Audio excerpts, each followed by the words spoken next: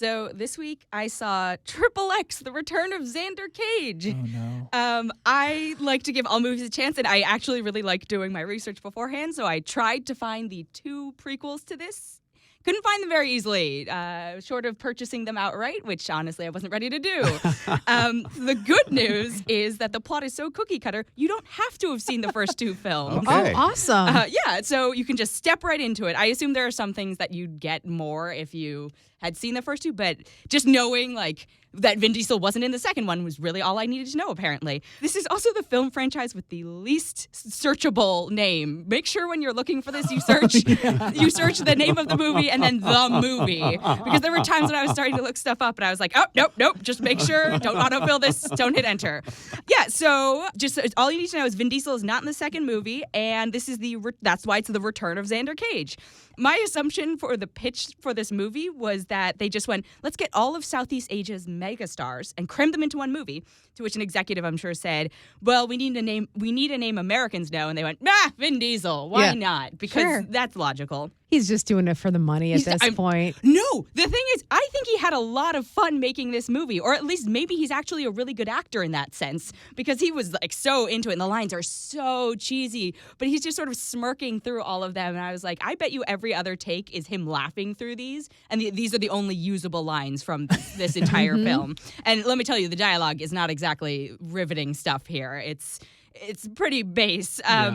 But yeah, this thing is crammed with a bunch of stars who, if you don't know who they are, look them up and you'll realize that they have huge followings in all their native countries. Donnie Yen, Deepika Padukone, Tony Jaa, Chris Wu, and Ruby Rose, who you might know from Orange is the New Black, actually, are in it. And then they were like, let's throw in Toni Collette and give her a bad American accent. And then let's put in Nina Dobrev from the Vampire Diaries.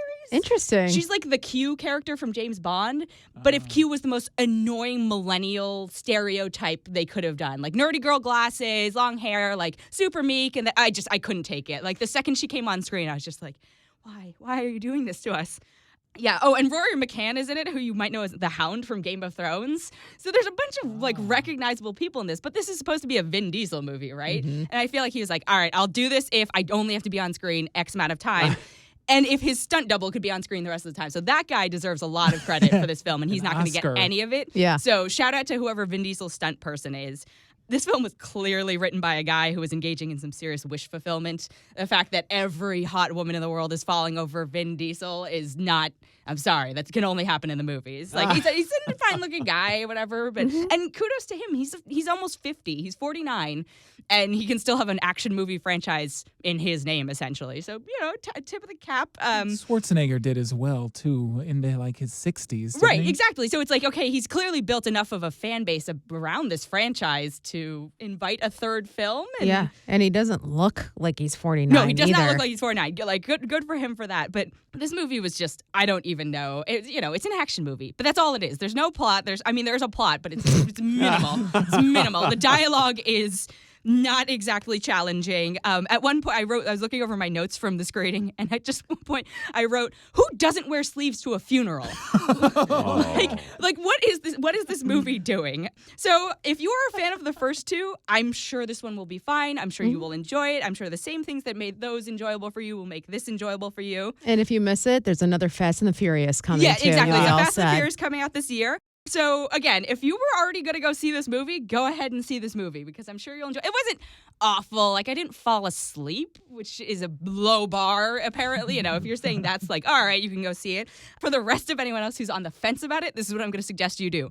Go to Vin Diesel's Facebook page and find one of his singing videos, because they're super bizarre and super strange. They're actually surprisingly long. Watch 10 minutes of that.